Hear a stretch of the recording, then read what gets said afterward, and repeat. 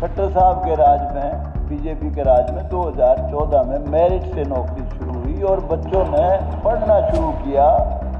पहले सिफारशी ढूंढते थे हम सारे। मैंने भी पर्ची दे रखी हुड्डा साहब को। और तेरी बात मैंने सुन ली, लेकिन अब की तो बात कर। HPSC के दफ्तर में करोड़ों रुपए पकड़े गए, सबऑर्डिनेट सर्विस कमीशन को नोटिस दिया गया। ईद क्या लग रहा है, तू अपनी क्यों पढ़ाई कर रहा है? हुड्डा साहब राम कुमार गौतम जी। हाँ जी, डिप्टी सालू से बत्रा जी, आप तो सब जानते हो, ये बहुत होते हैं। डिप्टी स्पीकर महोदय, आपने मुझे बोलने का समय दिया। राज्यपाल के अभिभाषण पे आपका धन्यवाद। मैं केवल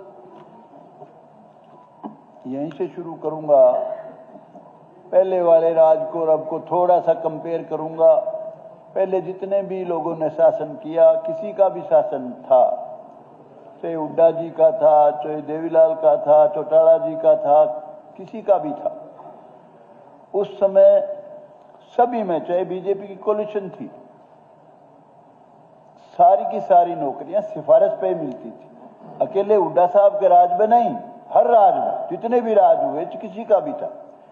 लेकिन पहली बार खट्टर साहब के राज में, बीजेपी के राज में 2014 में मेरिट से नौकरी शुरू हुई और बच्चों ने पढ़ना शुरू किया। पहले सिफारशी ढूंढते थे हम सारे।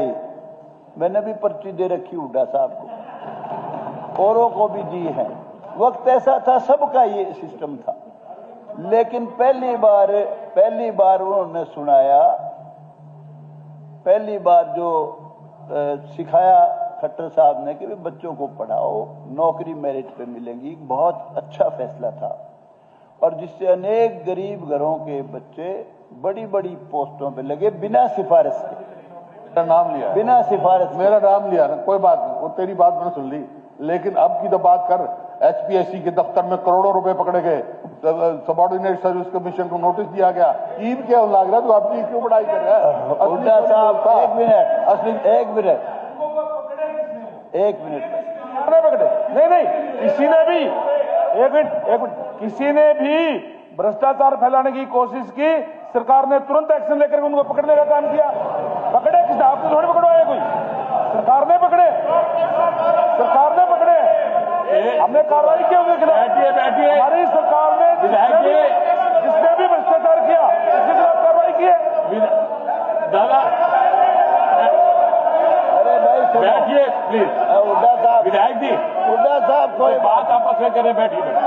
अरे जस्सी जी, हुड्डा साहब एक मिनट, मेरी बात बैठिए तो प्लीज। सुन लो यार, बलराम जी ऐसे नहीं, मेरी बात तो सुन लो, कोई बात करो, रोड़े ना रोड़ाओ, कोई बात करो।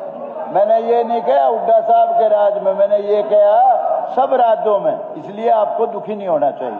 दादा शुरू कीजिए। और दूसरी बात, जो डेवलपमेंट थी वो भी लगभग सभी ने अपनी अपनी जगह की, चाहे कोई भी चीफ मिनिस्टर थे, हुड्डा साहब थे, चौटाला जी थे, कोई भजन लाल जी, सब ने। लेकिन खट्टर साहब ने डेवलपमेंट सब जगह की। और हम हिसार वाले तो इतने महरूम थे डेवलपमेंट से, हिसार चंडीगढ़ रोड भी नहीं बनी थी हुड्डा साहब के राज तक। ये भी खट्टर साहब ने बनाई है, जो हाईवे बनाया। शांत कोई बात सुनो भाई, लंबी चौड़ी बात को, ठीक ठीक बात कहूंगा वो जो सच्ची है, झूठ बोलूं को नहीं, मेरी आदत भी नहीं है। तो और जितनी बातें मेरे सभी साथियों ने, बीजेपी वालों ने कही है, मैं 100% उनका समर्थन करता हूं, क्योंकि मैं दोहराना नहीं चाहता कोई भी बात। जितने अच्छे काम खट्टर साहब ने, उसके बाद नायब सैनी ने और 4 चांद लगा दिए और उनको अच्छे से अच्छा कर दिया, तो मैं उसकी तारीफ करता हूं। उन सब बातों के साथ इसलिए दोहराऊंगा नहीं। मैं तो कुछ बातें केवल मेरी कॉन्स्टिट्यूएंसी की और जनरल बात वो करना चाहूंगा। सिर्फ मैं सफीदों के बारे में ये कहना चाहता हूं जींद से पानीपत रोड खत्म रोड है इस वक्त और इम्पोर्टेंट रोड है। मैं चाहता हूं मुख्यमंत्री जी से और पीडब्ल्यूडी मिनिस्टर बैठे जल्दी से जल्दी, और पवार साहब पंचायत का भी मामला इसमें है, पंचायती जमीन कुछ लेनी है, फॉरेस्ट को देनी है, जल्दी से जल्दी वो उस सड़क को बनाने का काम करें। एक से कोई बात नहीं, वैसे तो मेरे से भी जुड़ा मामला है, वैसे तो नहीं मैं हेल्प करूंगा। कोई बात नहीं, डिप्टी स्पीकर सर दोस्त सारी बात एक सामूहिक, ये सबके लिए भाई, आप भी एक ये सबके लिए सामूहिक है। हमारे विधायक जी ने ठीक मामला उठाया। ये डब्बा वाली से पानीपत 4 लाइन बननी है।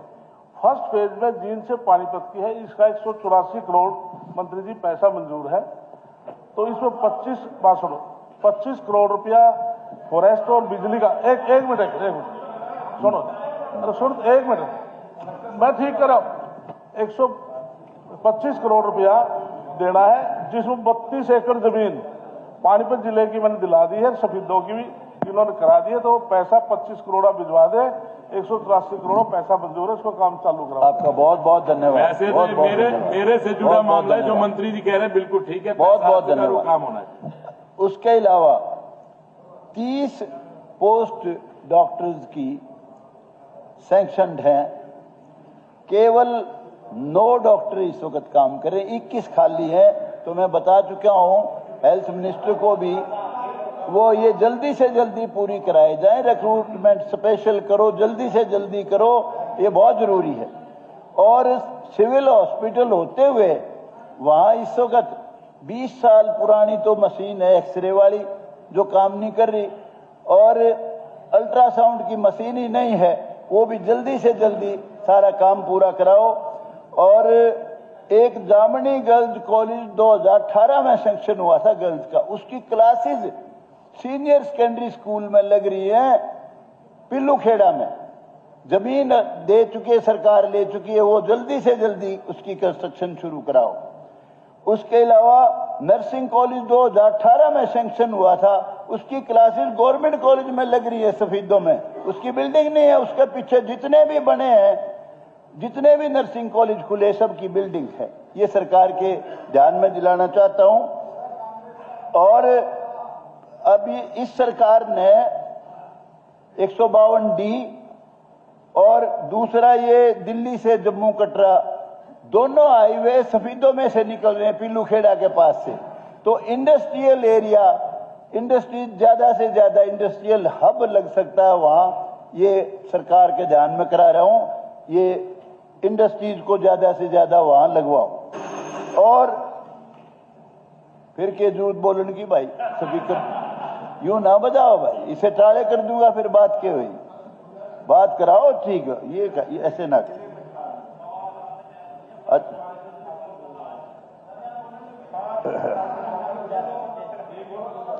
मोरकी गांव में बहुत ही दादा तीर्थ का मंदिर है, उसको कुरुक्षेत्र डेवलपमेंट बोर्ड में सिर्फ 1 किलोमीटर दूर है, उसको शामिल करें। और जितने भी तीर्थ हैं, बहुत तीर्थ हैं इसमें सफीदों कॉन्स्टिट्यूंसी में, सारों को डेवलप करें, कुरुक्षेत्र डेवलपमेंट बोर्ड के अंडर आते हैं। और इसके अलावा स्टेडियम है सफीदों में, लेकिन मॉडर्न स्पोर्ट्स फैसिलिटी कोई नहीं है, वो सरकार को ध्यान करके जल्दी से जल्दी शुरू करवानी चाहिए। और पब्लिक हेल्थ का एक ट्यूबवेल बुटाना ब्रांच के नजदीक गांगोली में लगाया जाए। और खेड़ा खेमावती का जो स्कूल है वो बिल्कुल खत्म, जर्जर बिल्डिंग हो रही है, 1050 स्टूडेंट हैं, वो नई बिल्डिंग फॉर्म बनवाई जाए। और एक हो गया बाकी आप कुछ नहीं है यहाँ, अभी तो है कुछ नहीं है, 7 मिनट आपको दे दिए दादा। और एक पीडब्ल्यूडी रेस्ट हाउस हांसी की तर्ज में सफीदों में बनाया जाए। और सफीदों को पहले हांसी को जिला बनाओ, हांसी के साथ सफीदों का भी जिला बनाओ। ये महाराजा जो था उसकी आपका धन्यवाद माननीय उपाध्यक्ष महोदय। 7 मिनट से ऊपर हो गए दादा आपके। आज आपने राज्यपाल के अभिभाषण पे बोलने का पंडित जी यूं बता दे, सफेदों का सब कुछ मांग रहा है, पहले नॉट ऑन में मांगा था, अगली बार कड़ा का मांगेगा तो एक हल्के से तो लड़े नहीं। आफ्ताब जी प्लीज।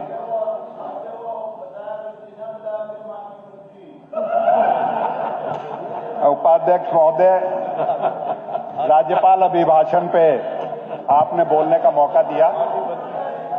इसमें कोई दोहराए नहीं कि राज्य की प्रजातांत्रिक और संसदीय प्रणाली में बजट के बाद सबसे अहम दस्तावेज जो है, सर ये डबल तरीके से थोड़ी चलेगा। पंडित जी आपने कल कही थी, आपने कल तो मानी नहीं, इन्होंने आज मान रहे सारी बात। कल आपने सच बोला था, कल भी तो आपने सच बोला था, कल की बात मान ली कि इनने किसी चीज के लिए आप थोड़ी को नहीं ऐसे थोड़ी आस्ती वाला भी करवाएंगे आपसे सर। सर ये